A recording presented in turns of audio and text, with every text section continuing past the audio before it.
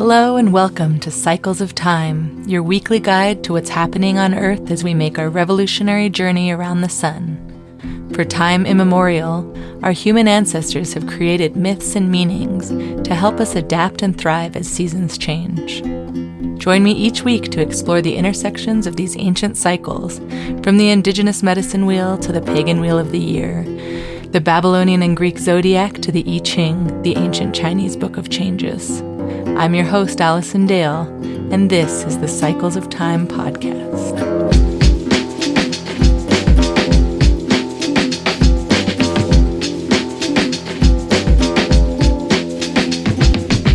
Hey everybody, welcome to Cycles of Time. This is your weekly forecast for June 10th to 16th, and it's a special episode today. We have our Gemini season guest, Dajé Alōh, also known as the Story Doula. I'm super excited to get into a conversation with her today. First, I'll do a little bit of an intro going through our highlights and themes for where we are in the Cycle of Time wheel, and then we'll jump right into that conversation with Daje. So we are deepening into the heat of summer right now. The solstice is less than 2 weeks away, and I've noticed that all of my flowers that have started blooming in my garden right around now are the color of fire. There's hot pink snapdragons and coral geraniums and orange roses and red begonias and these other little red teeny little firecracker flowers that I don't know what they're called, that have just popped up. So as I walk up my front path, everything is red and pink and orange and fiery. And I'm swimming a lot and just out in nature a lot, going camping and hiking, and it just feels like summer is here. So I hope you feel like the fire of summer is settling into your bones, warming you up a little bit. I feel like we had a really long winter this year, so this is feeling good, at least for me. I was feeling ready for some change. Last week, during the Gate of Change, I listened to the New Moon of Change playlist that I put together on repeat with all of the songs about change, from David Bowie to Big Thief to Tupac. There were so many lyrics that evoke just how I was feeling inside, this kind of insatiable desire for things to be different, for adventure, and also just the big emotions that come with changes. And so I'll put that playlist in the show notes again if you want to listen. Playlists are definitely one of my love languages. And I'm curious how the new moon in Gemini last week and the Gate of Change showed up in your life. Let me know in the comments. Over the weekend, we entered into Gate 45, which is known as the Gate of the Gatherer in human design, or gathering together in the I Ching. And I'm super excited today to have on the show my friend Dajé Alōh, who's a lovely human and a wise teacher and mentor of mine, as well as a prophetic and prolific creator and visionary guide. And her birthday falls in Gate 45, so she's here to chat about the specific energies around her birthday. Daje has such a profound way of weaving poetic words into profound truths that instantly hit your heart and then keep digesting over the coming days. For me, this is definitely the case. I hear her speak and then I'm like, oh wow, something shows up again in a new way. And in our conversation, we talk about her current work as a facilitator for the full spectrum of the human experience, where she holds space for the descent into the void as well as the visioning process that we all go through as creators. We talk about decolonization as the first baby step toward reindigenization, a process of healing our collective crisis of belonging by recognizing our inherent belonging with the cycles of the earth and all of her animal and plant beings.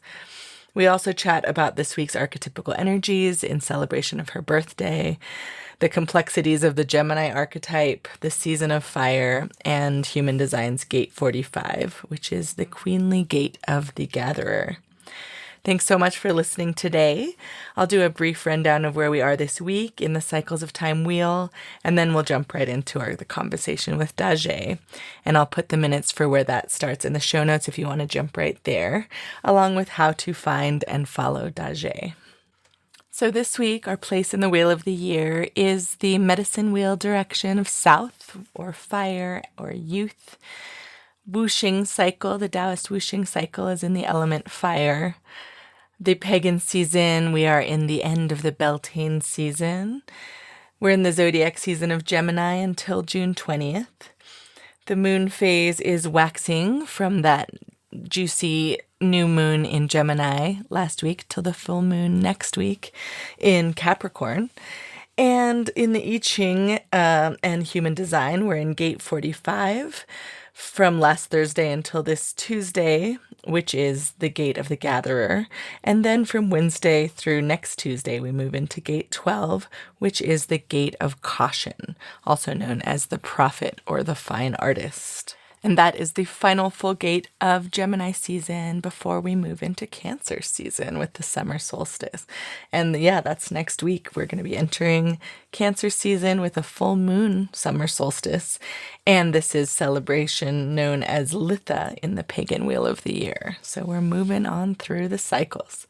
This week's themes are leadership through gathering people and resources together, big queen energy, streams flowing into an alpine lake from multiple directions, mindful communication and noticing the impact of our words, and the concept that timing is everything. So today's guest, Dajé Alōh, was born in gate 45, the gate of the gatherer, and this is a gate that emphasizes themes of leadership, resource management, and the collective good. It's also known as the gate of the queen or king, and it represents the ability to gather together resources and people and ideas to create wealth. And this isn't wealth just in material terms of money, but also in terms of knowledge and experiences that benefit a community or group. This gate highlights the role of leadership in organizing and distributing resources effectively, ensuring that everyone's needs are met and that there's a sense of abundance shared among everyone. The I Ching hexagram for 45 is called Gathering Together, and it's represented by the trigrams Lake over Earth, which to me evokes a beautiful, serene lake, naturally gathering together all of the disparate streams coming from surrounding mountains just by that power of gravity, leadership through gravity. As we get into the conversation with Daje, you'll see that she truly embodies the qualities of the Gate of the Gatherer, bringing together her beautiful vision as kind of a gravity well or a beacon for people to live their fullest expressions and not be afraid of the full range of human experience, from the descent into the void all the way to creative new beginnings. She is a group facilitator as well as a one-on-one mentor and coach, and has touched so many people in this world, just doing the work that she does, bringing her visions to the table. And so it's interesting because towards the end of my conversation with Daje, she spoke about her growth process, her personal growth process toward owning her visions and also being clear with her messaging in the way that she's bringing her ideas to the table. She says, when it's clear and available for wholeness and beauty, it's just having a very clear vision, being willing to show up, pull up to it, because nobody else is going to do my vision for me. She says, I think one of the biggest things in getting to this place has been to stop assuming that people understand what I'm saying. It's the deepest kindness I can ever offer anyone who's working with me, anyone I'm working with, to not just assume that people know what's in my head. And I love that quote from this conversation because I think that the Gate of the Gatherer is one who leads from behind and leads from listening to everyone in the community. And also the next gate of the week that we're transiting into on Wednesday, the next energy, is the Gate of Caution, Gate 12. And this gate is known as the Fine Artist or the Prophet. And it's all about the delicate balance between the need to express ourselves and the wisdom of timing and communication. This next gate that we're going to be getting into later this week delves into the dual aspects of personal expression. There's this compelling urge to share our innermost feelings and thoughts and visions and ideas. And then there's an importance of doing that when the mood and the moment are right. And I love the idea of bringing a lack of assumption, not assuming that other people know what you're saying, and being very clear and impeccable with your words. So gate 12, this gate of caution on Wednesday, highlights a natural pull towards creative expression as a means to channel and share our energies through mediums like poetry, art, music, and other forms of creativity. Gate 12 teaches us that expressing ourselves through words or through art has to be in tune with our true feelings inside. And by matching our expressions with our mood, we can connect more deeply with others and avoid misunderstandings and have a greater impact. So Daje is a Gemini. She was born on June 8th, which is kind of right at the end of the Gate of the Gatherer and the beginning of the Gate of Caution. And so I think there's a fusion of these energies in our conversation that I wanted to just highlight here before we dive in. So if your birthday is this week as well, happy birthday. Let me know in the comments how this Gate of the Gatherer or the Gate of Caution or the Prophet shows up with your life and how it resonates with you.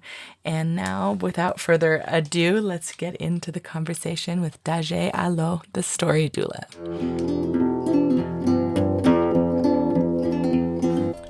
Our wonderful Gemini season guest today is Dajé Alōh, a vision midwife and leadership coach for healing artists, spirit-led founders, and wild-hearted professional guides. As a Memphis-born Appalachian-cured storyteller, story doula, and eco-somatic depth guide, Daje supports seekers, lovers, crafters, and kin in finding and singing the deep song of their lives. She does this in several domains: entrepreneurship, creative rites of passage, and musings on culture work and leadership in these times.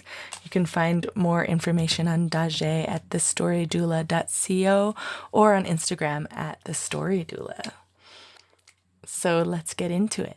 Thank you so much for coming today. Mm-hmm. We're sitting here in my makeshift living room studio with Dajé Alōh. Mm-hmm. Daje is a teacher of mine, a mentor, and a friend, and a creative midwife. And I'd love to hear in your own words. There's so many words to describe you and what you do in this world, but I'd love to hear just from where you sit right now, what is fresh for you as far as what you're bringing and who you are.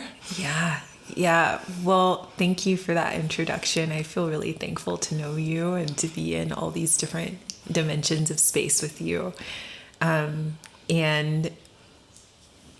I guess what I would say in this season, my work feels like an invitation to talk about and weave this relationship between descending and visionary process. In the past, it's always been very separate for me. Mm-hmm. And that's what it feels like story doula work is in this season. Creative midwifery feels like bridging the divide between fucking going off the rails and coming back with the whole man with a plan energy, you know what I mean? Which is what happens. And there's something about the story that we tell about that feels very rooted in Western culture and Western cultural ideas about what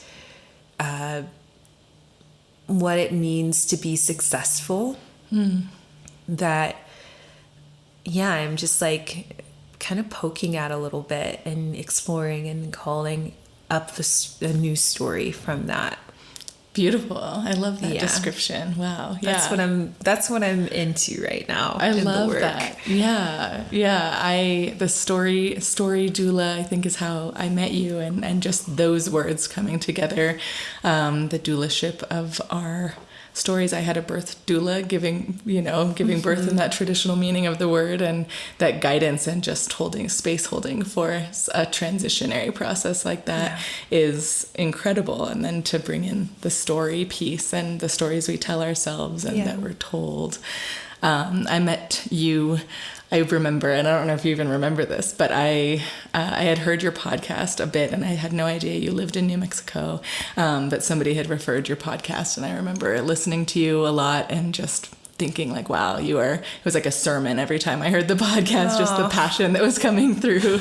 And you've definitely moved me, a lot of the things you were saying. And then one day I was in one of my favorite coffee shops here in Santa Fe, Better Day Coffee. And I walked in and was standing in line, and it's a long line there that often stalls. Of course, so I was like stalled next to you, and I kind of looked over and I was like, I think that's the story doula. And I had this like fangirl moment where I was like, do I say something? Do I like get an autograph? But but I was like, are you the story doula?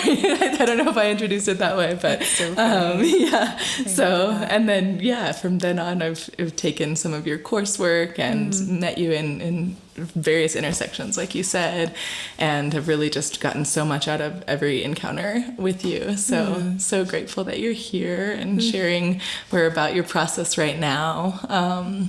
Talking about that descent process, I'm currently in a community kind of membership group that you launched called The Void. Yes. And I'm kind of just dipping my toes in there. But it seems to me like that is a place where we can embrace the descent and the darkness and the fall, and not have to be apologetic about it, and know that that's part of the birthing of visions and business. And absolutely. Yeah. I just have this like feeling that so many people just go through it and they think it's an isolated thing. Mm-hmm. Like they think, oh, I'm going to get back on my game here in a minute, but right now I'm going through this divorce, or I'm going through this medical crisis, or I'm going through this breakup, I'm going through this housing thing, I'm going through my dad dying, I'm going through, we're always as humans going through things, and like, noticing that the way we talk about that is that it's just like this assumption that it's not supposed to be happening. Yeah, absolutely. I agree with that. Yeah, to put it behind a closed door and kind of just be a little hushed and silent about it. Hushed and silent, we sneaky link a therapist in there. Totally. Do you know what I mean? You're like, I have a meeting today. It's like what it is. Girl, you're like, no, we know exactly what you're doing in that meeting. You ain't fooling anybody. And it's like, why do we hide the human experience? And I think it's also deeply related, that hiding, to a crisis of belonging. Mm-hmm. So there's like a lot of things that like I feel like acknowledging descent as a cycle into the void, into like the terrain of the body, the psyche actually offers us opportunity to descend into the field of our body to get to know the templates that are taking place there. Mm-hmm. That's just what the whole hookup is about. Yeah. That's why we have a psyche, know. Right. Yeah. You hear so much about the mind-body connection, but it's almost like there's like a plug somewhere that you just have to plug them in. It's about trying to control it versus trying to get to know how it actually functions. Yeah. And I'm not, I'm not a psychotherapist. Y'all can find all of it on the internet for free, just to be clear, as a disclaimer. But I do read a lot of like depth psychology, and what I find all the time, and like, a lot of my training is in like, the field of parts work and somatics and like going into this territory. And what I'm finding all the time is that like, we're always trying to, just get through that experience. Yeah.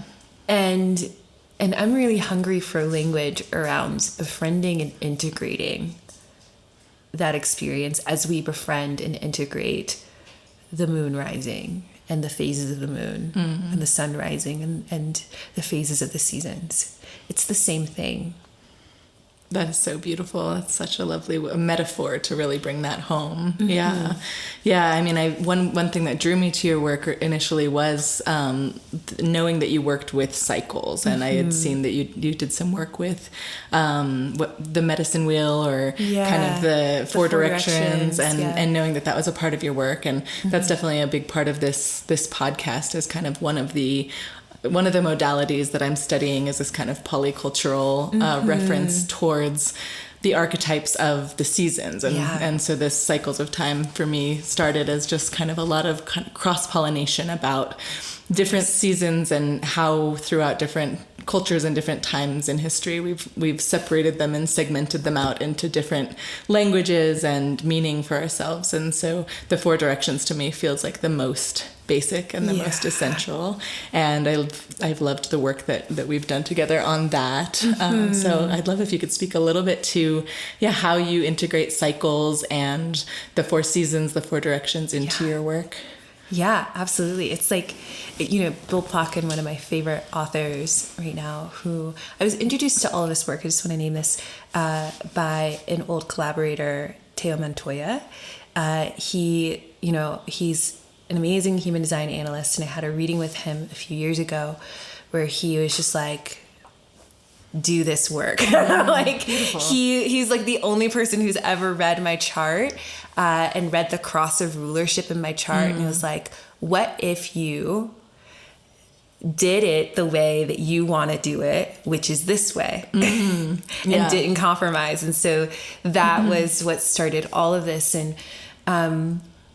And so for me, like, what I see the four directions is Bill Plotkin, he talks about it as a deep structure, like a base format that the whole, our whole earth is kind of structured and rooted in. It is an invisible architecture that's holding everything up. And so when we are looking to orient to any place in time, all we have to do is look east, west, south, north, and we can find that by the direction of the sun, right? How is the sun moving across time?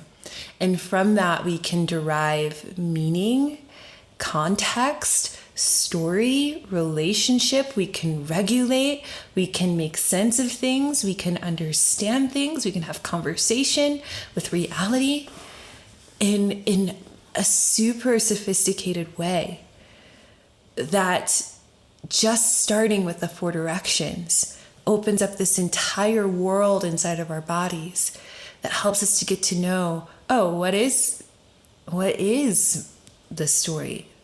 What are the stories that are living in my, like, sort of mythic plane, my unconscious plane, that are playing themselves out in my current reality, and having that conversation with it to say, is this what I want to be happening? Oh, it's not. Are these the changes that should be happening? Is this puberty, God? Or sometimes you go from east to south in your orientation. You're like, I just went through a psychic puberty. Let's love that. Hold that as we do. You know, things are strange right now. It's weird. I don't know what's going to happen. And that's okay. And so the four directions just kind of offers that deep structure to orient to in these ways, and I love it. I love that. Yeah, your voice is cracking. You're like, okay, something's really happening here. It's not my imagination. The voice crack. Right? That happened to me, I think, at 12. It was like mostly boys were going through that voice crack, but I got a much lower voice all of a sudden. I remember being like, okay, puberty, here we go. Yes. Yeah. No, I love that. Bill Plotkin, I've read some of his work as well, and I've also had a reading with Teo Montoya. Both really beautiful thinkers as far as this process and these codes go.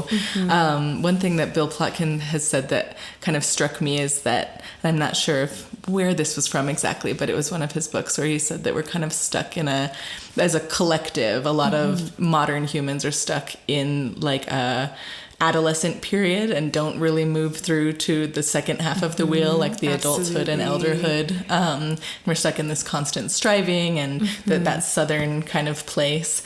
So do you agree with that? Would you say that that's something that feels true to you? I think I do agree with that. Like, like I said, I'm not like a psychotherapist, so I'm not doing research at this level to like confirm that on the world's schema. You know, I'm not like out here with my field notes. Right. But I feel it to be true in my body because of this belonging crisis that we're all navigating, where we like are figuring out how to relate to ourselves and each other and this time.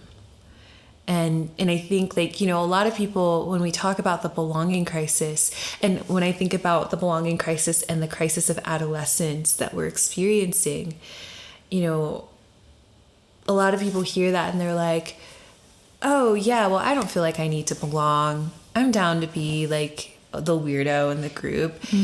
And I feel that the conversation is a little bit more nuanced than that. And when we hold that as like, it's like, yeah, like that's a human-centric conversation, right? But when we step into a soul-centric or an egocentric conversation, it just becomes a little bit more critical. Yeah. Yeah. Because human behavior impacts the planet in irrevocable ways all the time, every day. It's just happening, and it's because of the crisis of belonging. We, especially in Western culture, we don't know how to be indigenous to a place. So even as like people are rediscovering their ancestry and their lineage and all of it, what does it look like to become indigenous to a place? That's a question about belonging. And so I'm like, when I think about like this crisis of adolescence where we're all just kind of stuck in this, like, how do we like grow up? How do we communicate our emotions? How do we know that we belong? How do we begin to express, moving into that Western aspect of soul? Like, how do we begin to express a new story, a new song? How do we close where we've been and allow that to live as the essential nature, as the muse would scribe it for us to remember who we are through these old songs, through these stories that will become old stories, and step into the North, which is like what I've been calling our mythocultural role, which is the story of our work in the world. That transition, I believe, has to happen through reindigenization. Not decolonization. Decolonization is like step 0.5. Okay. Yeah. It's not even step 1. It's like, yeah. It's like, yes, of course. And then decolonization is the process of becoming unenmeshed, de-enmeshed from larger cultural thought. That's it. Right. So then where you go after that? Yeah. Right. You got to come home to your body. But then it's not enough to come home to your body, because then you're just a body floating around. Yeah. You got to come home to a place, to a land. Yeah. And since many of us in Western culture don't have a place to come home to, then we have to do that work of saying hello and re-indigenizing ourselves to the earth herself. And I think that's what the elders are asking for. They're not asking for this like big political wave of like people going back to Africa and Europe. They're asking for general regard and acknowledgement of our inherent belonging to the mother. And to me, that's what the adolescent crisis is about. We've individuated, which is what's supposed to happen in adolescence as a world, as a species. Now it's time to come back home and start that process, that journey back home. So we're in that. Yes. And it's taking a lot of effort and thought and philosophy and change and yes, global ego death. Regardless of what we believe about ego death, I'm still like, y'all can believe whatever you want about the ego not dying. It has its own agenda. We can talk about that if you want to. Yeah, but it's part of the cycle. Yeah, it's part of the cycle. Right. It has to happen. Wow, I have chills from everything you just said. I think so beautifully articulated about, I mean, yeah, we hear decolonize all the time, and I just love that's an untethering that has to happen. Yeah. But then, of course, what happens next? And yes. I think oftentimes in any kind of revolutionary movement, there's the revolution, and it won't be televised, and it's, fists in the air, and we're doing the thing. There's yes. And then what, right? And yeah. often when I think about the word revolution, something that's really been a fun, just a mind game for me is just to look at revolution as the revolution of the earth around the sun, or the revolution of the sun around the earth, and these natural processes that you were talking about earlier in our conversation about, like, revolution is natural, right? Revolution is the cycle. It's the rebellion, thing, right? It's what's happening. And it's not just that one moment of time where we're deconstructing something, but it's a piece of that larger, the natural flow of something dying and something new being born out of that. And so I love this, the concept of reindigenization, and the way that you're bringing that towards how we can care for and tend to the earth that we all belong to, this planet and these lands. And speaking of indigeneity and of just the land and the earth and belonging to a place, I'd love to know a little bit about your background and where you would consider yourself either indigenous to, or where the land feels like home to you.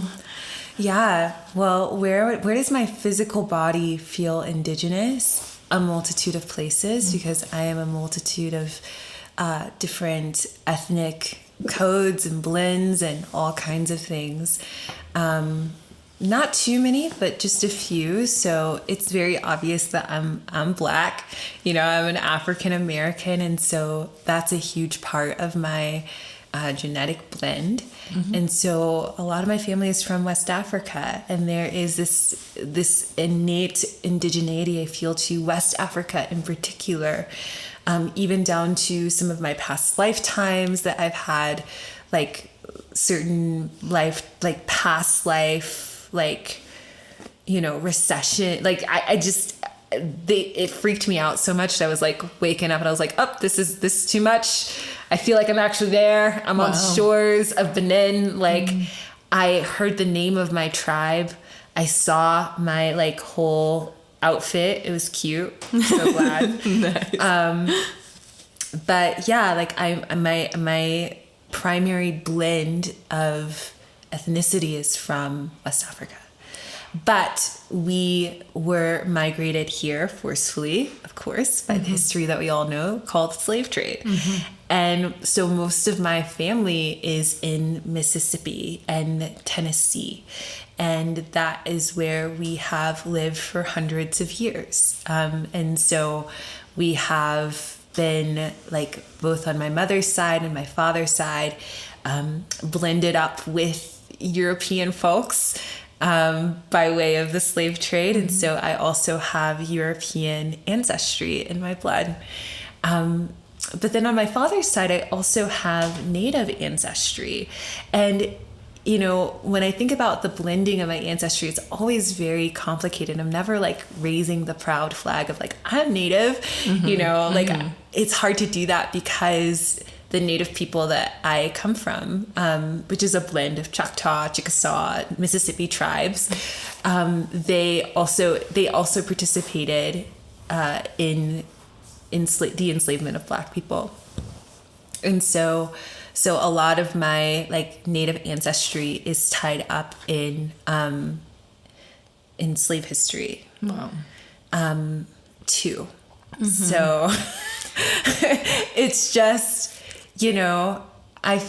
I like to think, my body, my people, my family is from and has been received by the land of Tennessee and Mississippi which are, Choctaw, in the Delta, southern Mississippi, and then like Chickasaw and like all of these different tribes of that land, I feel belonging there. I feel belonging with the Mississippi River. I feel belonging with the plateau of Memphis. I feel belonging with that land. I also feel belonging and reception from the land of Appalachia, which is where I lived after I escaped in the middle of the night to go to college, which is a whole other story. And I was received by the Appalachian Mountains in Knoxville, Tennessee. Wow. And so that's where I really my awareness of the land really turned on in a more conscious way, even though all of my people are I have memories of just eating from the garden every day. It's just beautiful. And it's an uncomplicated relationship with the land. And my mom talked to flowers and she just had an ordinary animism that I adapted and adopted, and it was totally by accident. It wasn't this big worldview. It just, you talk to the flowers. You say good morning to Harry and Harriet, the birds. That's what you do. Yes. And so, that's how my grandparents were too. And bringing that to Appalachia, I felt like I had a space to be really, really received and understood by the land and learn a lot about who I was.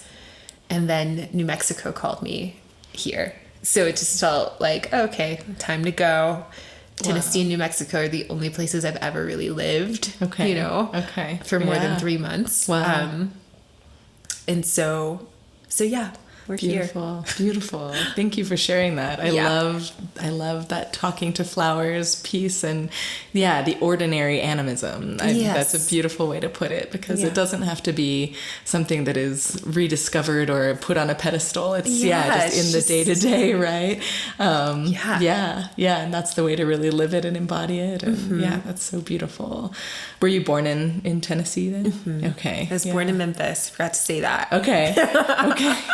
Yeah, great. Give you the whole thing. Everybody else, all the way back. I was born in Memphis. What a rich landscape, and I mean, between New Mexico and Tennessee, such a diversity of land and seasonality, but also, a connection to the rawness of the land and the people who have relationships with that. So beautiful, beautiful. And it is your birthday this week coming up. It's my birthday. So I just wanted to say happy birthday. Since we're talking about your birth. And about your ancestors and your family. And I think it's so exciting to have you on the podcast for your birthday, because in relation to into the seasonality, to the cycles of life and the cycles of time, I would love to kind of dive into some different archetypes that surround this week and surround this time of your birth, and just talk about, it's, for me, it's that ordinary animism again. It's that desire to understand how the season of one's birth reflects on them. And I think there's a lot of different stories that we tell through astrology or through human design or through the elements and a lot of different archetypes that tap in. But I'm curious how you resonate with this season just on a physical level, in that way of having the conversations with the land and the weather. And it's June 8th is your birthday, June right? 8th, yeah. So does that day or this time of year have anything, does it feel like a homecoming time to you as far as the physicality of it? Yeah, there's something about it being warm and searingly hot that feels like home for me. And just also I feel like Gemini season is such a cool time of just change and upheaval. Definitely. Not everybody smiles when they say upheaval, but you definitely do. Me too. Right. There's just something about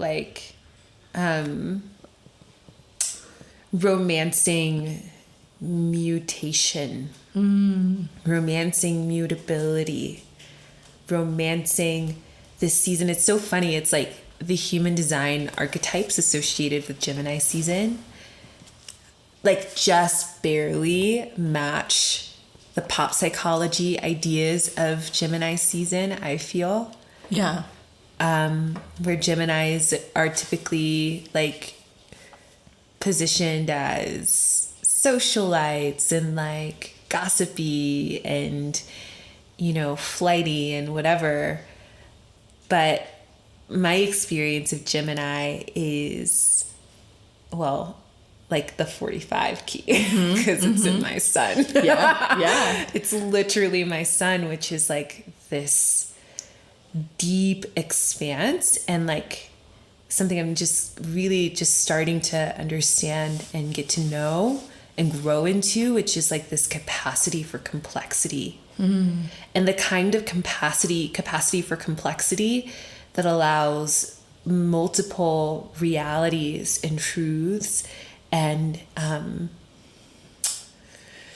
memes and schemas and empires to exist all at once. Yeah. And it's fun to think about it that way. It's like there's just like there's a lot of abundance available in Gemini season. Yes. That we would miss if we're only looking at the twins. Right. Yeah. I think all of the things you mentioned, that heat, that dynamism, that kind of ability to hold multiple truths at the same time, that gathering together of the 45, you know, there's, I think for me in doing this project and kind of week by week looking at all of the different ways that maybe some of the archetypes are almost contradictory to each other from different places, you know, kind of like, well, Gemini's an air sign, but we're in the season of fire in the medicine wheel, or in the Taoist whooshing cycle, we're also in fire, which makes sense for that heat and for the time of year being in that fire, in that heat, being in the ignition, the initiation energy, right, the catalyst, the kind of like let's make things happen, start moving after the stillness of Taurus and the kind of waiting for the emergence. It's like Gemini season is kind of all systems go. It's like the propeller for that flame to get things moving. Right. It's mutable energy. Right. It's very, the changes in the air. I love thinking about it as pollinator season, and because I just look around here and probably in Tennessee as well. But in a lot of places in the Northern Hemisphere this time of year, there's just, it's yellow kind of bee season, and there's, pollen is everywhere. I was camping the other day and we looked up at one of the tallest trees near the campsite, and there was a huge gust of wind, kind of that breezy Gemini wind energy, and it just blew like a ton of pollen off of this tree. And to me it was just like, this is what's happening. It's a release, it's a freedom to the wind of kind of all the directions that you could possibly go. And so everything that you tied into right there with the heat, and then with Gemini as that twins kind of chatty or busy archetype, right? And then also busy getting shit done. Just busy. It's not true. There's stuff happening for sure. But then bringing in the I Ching or human design elements of the 45, which is your birthday gate or hexagram, which I recently was looking at the hexagrams of the different gates. And do you know what it is for 45? Are you aware? It's gathering together, right? And then there's 2 trigrams that make up a hexagram, and each of them are an element. So there's 8 different elements. Yes. And so we're in Earth season right now as far as like the lower trigram. We've been in Earth for a while from the beginning of Taurus season. And then above that is lake. So it's lake over Earth for the 45. And to me, that was such a beautiful image of kind of like the lake being the places where all of the different rivers from the different valleys gather together kind of just naturally. Yes. And it's not like you're having to force the rivers to go to a place. It's just kind of that lowest, place in the ground that's naturally beckoning all of these different streams of thought and intention together. So it's fun to look at the trigrams and how they're placed, because a lot of times there's just like a striking visual that can come up.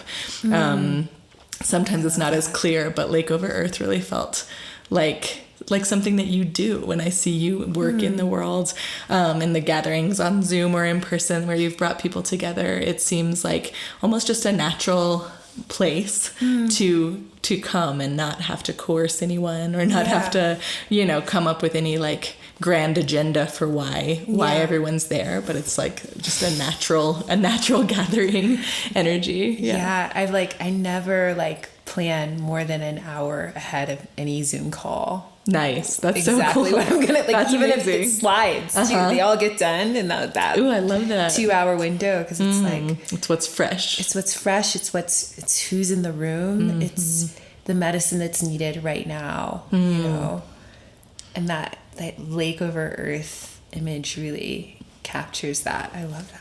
Yeah. Gate 45 is also kind of known as the queen. I've heard it described, and I definitely get that from you as well. Queen energy. I'm still learning what that feels like for me. Yeah. Does that word do you have any resonance or anything about that? What I have is like, there's this part of me that's like, resonates with it, and also I feel very much like the archetype that hasn't quite anchored into her queen yet. It feels really vulnerable to say that on podcasts for some reason, because, you know, I want people to think I'm a queen. That's what the 45 is. Right. But the truth is like, there's a level of responsibility that comes with being the queen that I have been in deep relationship with, that I'm like, wow, okay. That's just an energetic. It's not something that I asked for and am controlling. It's just what's happening. How do I want to relate to that? Yeah. And the responsibility of an energetic that I was born with. Right. Yeah. It's a big, I mean, queendom does come with a big responsibility. Absolutely. And it's, I think, different from like a knight or a king in archetypical worlds. The queen is one who does tend to kind of sit back and gather. And they call it sometimes queen or king energy in this gate, but I see it a lot more as queen. Like on the chessboard, the queen is the one who is protected and kind of stays back. And you think about a queen receiving intel and information from advisors or from looking out and seeing what's going on all around in order to then make decisions later and not kind of act in haste. And so I kind of see that with the gatherer and with this gate more than, you know, there's definitely still a responsibility in it, a rulership, as you mentioned. And that those words can be heavy as far as what does that mean for me. So. I think when I first started learning about 45, I had a whole crisis about it. I was like, this is my son. Next, please. I want something. I want something else. Wow. Like I want like gate 8 or something as my son. I think this is like 2021. I was just like, are you serious? That's too much. And then I was also like, is this like, do I have these like dominating, like, you know, shadows that and the truth is like, yes, right. Like I do, like covertly have like that, and it's time to come into relationship with it. Yeah. Hello. Beautiful. I know. Yeah. Right. You can't run away from that. Yeah. It's the whole point of getting to know it is like, right. Yeah. Say hello to it. Yeah. The gene keys, which is another kind of interpretation of the human design gate, which is based off of the I Ching, right? Yes. The gene keys describes, the shadow side of 45 as dominance. Yeah. And then the gift as communion. Yes. Right. And so it's like two sides of the same coin, where both of those are about gathering together, but one can be like, I'm gathering these resources for my own gain or for to use against others, or just to feel that power and that egoism. And that's definitely something. I also have gate 45. I have my unconscious sun and my north node, my conscious north node in 45. And so we got the 45 going on right here. The queen recognizes the queen in you. Oh, beautiful. Namaste. Yeah, you too. Yeah, absolutely. I think from the moment I heard you speak, it's like, there's a presence and there's a determination and an ability to lead that is very inherent that I can see in you. Thank you. I think for myself as well, experiencing that shadow side of like, oh wow, do I really just want to be the boss? And I hate that idea. But is there a part of me that like likes being a boss that I need to also integrate, right? Like the shadow work of it is like, there's a part of me that likes being in charge. And when it's covert, it's controlling. When it's clear and available for wholeness and beauty, it's just having a very clear vision, being willing to show up, pull up to it. Because nobody else is going to do my vision for me. Right. Yeah. Like no one else is going to create it for me. Create it from love and from respect of it. And that is leadership, right? It's like, oh, okay. Yeah, it's kind of that build it and they will come kind of thing a little bit. Yeah, a little bit. But also a little bit of like, I know you're not in my dream with me. I trust you're having your own dream. And because we're working together and you want to work with me on my dream, this is what I see. And like just even the capacity to get there has taken me a lot of energy. Yeah. The codependence that has had to unravel just to get to, I have a vision, it's clear. Can you elaborate a little bit more on that process? It seems like there's some charge. Like how have you worked through the shadow side of this, or the codependence as you mentioned? I think one of the biggest things has been to stop assuming that people understand what I'm saying. It's like the deepest kindness I can ever offer anyone who's working with me, anyone I'm working with, to not assume that people know what's in my head. There's been a lot of covert behavior from me and codependency, which is, covertly trying to get your needs met through another person, plugging into another person to get your needs met, but not being clear about the need that you're getting met. So there's expectations, all kinds of things that happen. And I feel like the most powerful thing I've been able to do is say, oh, this is what I'm building. Wow, without having anybody else's opinion or needing their approval and it's like, and then it's like from there we can actually work together. It's like, this is what I'm building, and then it's like, this is what I perceive is needed to build what that thing is. Because I've already got the whole architecture already in my mind. There's been so many instances where I've pretended to not know what I see. Wow. And I've given that power of knowing to other people because I want to uplift them. I want to celebrate them. I want to call forth their knowing. But it's covert. It's not clean. Do you know what I mean? Yeah, it's not on the table. It's what I'm doing is not in that moment is giving my power to them. Right. And this is a whole nuanced conversation about leadership that I feel like I've been very resistant to having any kind of conversation about leadership at all. I've always been the textbook shy, careful Black Christian girl who doesn't ruffle anybody's feathers, who doesn't say what she means, keeps the peace. I've always been that archetype. Up until the last maybe 5 years. Okay, yeah, that's not how I see you. Definitely. It's like I've had to say hello to the part of me that does know and is clear. And to stop denying her. And it's doesn't mean that I need to go in and, bulldoze everybody with my clarity. But just even holding my own piece of oh, this is what I see. Yeah. This is what I perceive about what wants to get done. And then from there, being open and curious about how could this be done more efficiently? Who are the right people for this task at hand? Who are the right people to collaborate with or even share this vision with? Wow.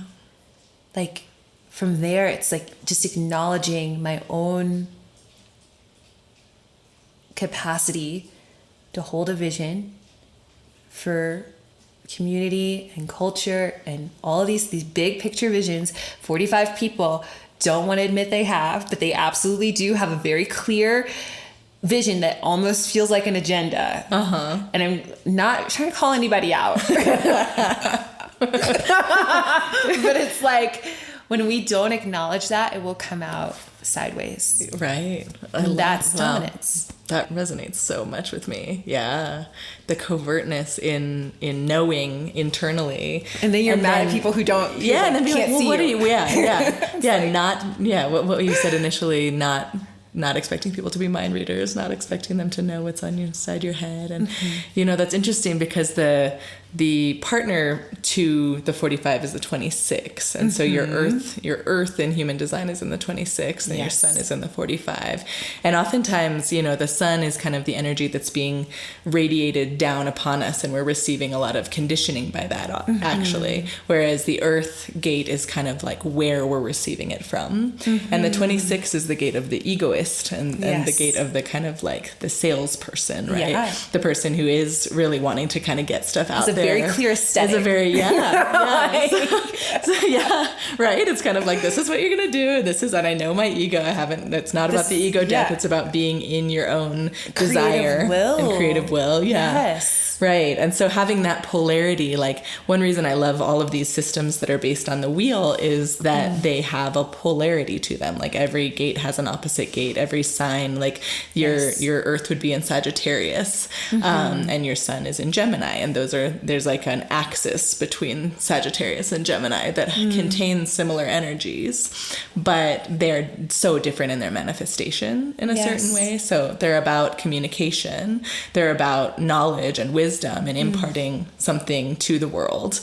And I see Gemini as, the one who is going to actually be like just what you were saying, listening to other people, having more conversations. And some people might call that flighty or chatty or gossipy. Those are some words in our culture that have a certain connotation, right? Yeah. But there is also so much benefit to gossiping in the sense of just having the conversation, being open to what the other people are going to say in the community. And Sagittarius often is like, is that kind of, let's shoot an arrow and go directly towards that, kind of towards the top of the mountain and look down and just be more in your own tradition and your own wisdom. So just thinking about that, the polarity between these energies, between the Gemini and the Sagittarius, between the 45, the gatherer, and the 26, the egoist. It sounds like those have been energies that you've been playing with in your life a little bit, as far as kind of getting to that next level of acceptance of the shadows and the gifts of this area. But does any of that ring true to you? Have you thought about the Gemini Sagittarius polarity all the time? Yeah, my North Node is in Sagittarius, actually. So I'm always thinking about it. And my sun is in the 9th house, which is considered like the house that Sagittarius hangs out in. Some people say Sagittarius rules it. Some people say Sagittarius doesn't. Whatever. Sagittarius is very at home there. Like definitely. I'm a very 9th house Gemini. And so to me, it feels really interesting to have that polarity, especially, another layer of it is that my South Node is conjunct my sun. And so my North Node is in opposition to my sun. Interesting. Right. And so there, that Sagittarius Gemini polarity, there's always this like tension between who am I in the context of community? Like, what is my sort of role structure? And, my desire to like kind of go off on my own. So it's not uncommon. And this has been me for my whole adult life. It's not uncommon for me to be working at the bar. It's very Gemini, or studying or bringing my books or tabbing or highlighting things. Like even when I lived in Tennessee, like that's just always been my MO, just the studying in this very, very full social context. Cool. Yeah, surrounded by that energy. And I love it. It's things. like one of my favorite places to get work done is Lorena. Nice. You know? Yeah. And I feel, you know, there's just a lot of energy in that for me, where I feel like it's part of the study. It's part of me getting to individuate my own perspective, like in relationship with information. So, yeah. That's really lovely to think about just the dynamism between those two and how you're always going to hold both of them. And having your sun opposite your north node, that's really, it's a powerful placement to kind of be powerful, hungry, hungry for something, but then kind of radiating something. Yeah. It's, totally. But then the ninth house having your sun also there where it is that Sagittarian energy. So a lot of focus on these different archetypes.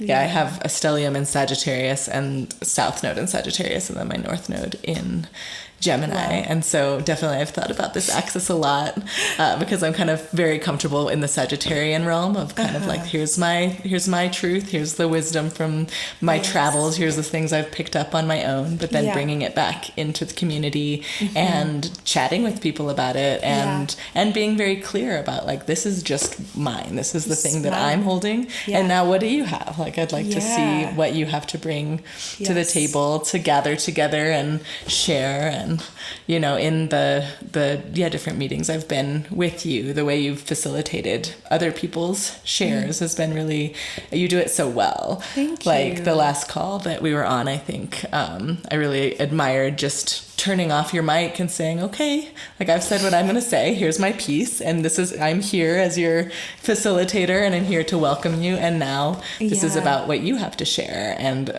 not jumping back on when there was a silence, and being available for other people to gather and, you know, take that lead and be in saying what they need to say, and then coming back in with affirmations and with things that are needed, but not jumping into that silence because you are the ruler and needing to partake that way. There's just so much to learn from other people. I feel like I learn, part of the reason why I hold these spaces is because I learn so much from it, you know? And I learn so much from being in relationship with people, and I stop receiving value from being a teacher, quote unquote, when it feels like, you know, the learning is just for the students in the room. When, like, you know, when my clients are, when there's like sort of this one-sided, like, you deliver the service of information and I will take it or leave it or absorb it or not, whatever. When it's that kind of transactional relationship, I stop feeling excited about it. Right. I want to be in the room full of people who have their own perspective and their own thoughts, even though we've come to study something in particular together. That's where mutation actually happens. That's where, so I want people to feel courageous enough to ask questions and disagree with me. I think that's what it's all for. Yeah. You know? Yeah. Beautiful. I do think that's such an embodiment of that 45, the lake over earth, that kind of, just bringing in all the perspectives and being truly open. You mentioned your incarnation cross is the right angle cross of rulership. And one of the gates, I think the unconscious sun gate in that is openness as well. 22. Which is, so there's that beauty in understanding that piece that might not be as conscious for you, might not be as upfront about as the 45 or the 26, but kind of it's still there. It's a piece where it's like remaining open to other perspectives in order to gather them together. Yeah. Can I tell you my relationship with 22? I'm curious. Yeah. Because it's also called the gate of grace. And I feel like there's this like experience that I have with 22 because it is a part of that like 12 to 22 circuitry from the throat in human design into the solar plexus. And how it was read to me was that my aura is this like sort of open field for people. Mm-hmm. So there's not really this like sense of, it's like no, there's like no choice but to be perceived. And there's no choice. And I think that's also, it's not an altruism. It's just the, like that piece of like, y'all are going to feel it anyway. That's the 22 to me. It's like, y'all are going to feel what's in my field, whether I want you to or not. What's the level of humanity I can come in at to offer that? It's just open. Yeah. Right. So do you feel that open book energy about your selfhood? Followed me my whole life. Like, yeah, but it also feels like there's a lot of there's a lot of capacity that I can have for myself, and then in turn for other people. Like, it's like the deeper capacity I have for myself, the more grace I have for my own experience, my own emotional wave, my own intensity, my own darkness, my own descents, the more capacity people feel for themselves around me. Which is like, has nothing to do with me ultimately, right? Like, it's just an energetic. And I want to create worlds inside my world where people feel supremely comfortable with being radically snotty-nosed humans, period. And I know that sometimes that level of permission, the reflection that I've received back is like, that level of permission is intense. There's an intensity about the openness. There's the intensity about like the space that rulership people, cross of rulership people have to offer, which necessitates containment and structure and build and like infrastructure to hold that level of capacity to engineer septic systems and to engineer like healthcare and to engineer like pathways to resource. And that's what I see. That's what I see in it. And it's like, oh, okay, there's something there. That grace is not about being domicile, but it's about being aware and irrevocably accepting of all things. Yeah. Everything. Which is challenging. I'm sure. Yeah, that's a beautiful way to put it, though. And it'd be a lovely framework to, walk into that room and feel accepted in your vulnerability, in your snotty-nosedness, and to be able to, I love that you mentioned all of these different types of systems, of architectural and infrastructural systems in the land that we've set up for humanity, but the way that you're doing it through, kind of creating that infrastructure for people to emotionally, soft bellies. Get there. Yes, that's more important than a sewage system at this point. We have those. That's on block. I hope. But other people are taking care of. Yeah, there's some other people doing that. But like the emotional sewage, the things that are under the surface that we're able to get so much from if it is architected in a way that allows it to flow and not get stuck. Yes. So and I see you doing that. I mean, you're just prolific prolific in your in your offerings and the containers that you set up. So I think since you've been on my radar, there's been so many different types of containers, and for me that's been really liberating to see that you can have one infrastructure that you want to set up and then change its name and change its purpose because it doesn't have to stay the same forever, right? Gemini. Yeah, there it is. There's Gemini showing up. Like, it can be this and that, and we can have. It's just revealing more of itself. So let's honor that. Yeah. Oh, so good. Well, happy birthday once again. I'm so excited for your new year, your solar return. And do you have any any wishes or dreams for the year ahead? Yeah, I feel part of what is being created is just space to like just be myself and be at peace. I'm just very sensitive, I think, to the city. Mm-hmm. Yeah. Completely open G center, by the way. Like, just, it feels like I feel a lot, and I'm just like, man, I feel like myself when I'm just out past the city limits. Yeah.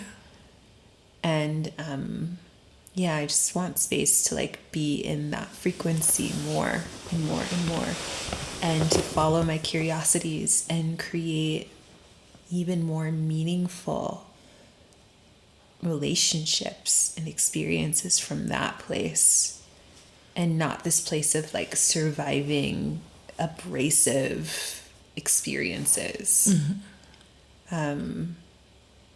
Which has been a little bit of what Santa Fe has felt like. Yeah. Like living in like Santa Fe proper has felt like, whoa. A lot of energy. Yeah. But you're not choosing to be in the coffee shop energy. It's more like, just always. Coffee shop is a refuge. It has a very deliberate there's a harshness. Yeah. You know? Yeah. So I just want to be in my soft body for the next year. Soft body. I love that. Soft bellies, soft bodies. Yes. Yeah. That's a beautiful, beautiful birthday wish. Do you have any offerings that are coming up that you'd like to share with the listeners, or anything that you feel excited about? I think the only ones that I have coming up are the Void and the Vision Society. And then I also have a retreat that's happening that I've only announced to like email list and people in the Void, but it's called Inheritance. And this is a space that's all about coming home to that sense of belonging, that inherent belonging that we all have access to and that we can all create from. And what happens when the voice, our presence, is rooted in that place of inherent belonging and like reconnection with our nature. So it's happening in Mendocino, California. Okay. Yeah. Sounds amazing. Yeah, I'm excited. It's happening this fall. In the fall. Lovely. Yeah, just to be on the actual land in community together. Yes. and exploring these topics of belonging. Yeah, I think that's what I always come back to as far as the why for anything I do lately, is that, I think the crisis of belonging that you mentioned is so real. And it continues to be as we get more and more fragmented into different alignments and identities. And so coming back to that that sameness, that wholeness, that softness that you mentioned, it seems like a beautiful personal and professional journey for you in the next year to deepen into that. And thank you so much for being here. Thanks in this for having me. Space and sharing everything. Thank you, Allison. Thanks, Daje. And thank you everyone out there for listening to this weekly energy forecast and beautiful conversation with Dajé Alōh, the story doula. She mentioned a couple of offerings that she has coming up that are currently available. One is the Vision Society, marketing mentorship for weavers, listeners, lovers, and wayfinders. And her other current offering is called The Void, which is a membership of rebirth, remembrance, and reclaiming our sacred ways of creating. So that's a monthly online membership with a lot of kind of personalized podcasts and sharing and community, very perfect for the gate of the gatherer. And so I would highly recommend visiting thestorydoula.co to learn more about these offerings, or following the Story Doula on Instagram. She shares a lot of really potent, transformative writings and insights on that page. So check her out there. I hope you all have a wonderful week of the gatherer and easing into the gate of caution, the gate of the prophet, the gate of, finding the right timing for your words. So I'd love to hear how that all goes for you. Next week, we'll be entering Cancer season, the summer solstice, Litha in the pagan wheel of the year, and a full moon. So it's a big week next week. A lot of beautiful changes underway. But for now, I will say goodbye. Thanks so much again for joining us at Cycles of Time. If you got any value from listening to this episode, I would love it if you would share it with a friend, comment. Any type of engagement is helpful to get the word out. And I look forward to seeing you next week. Thanks. Bye.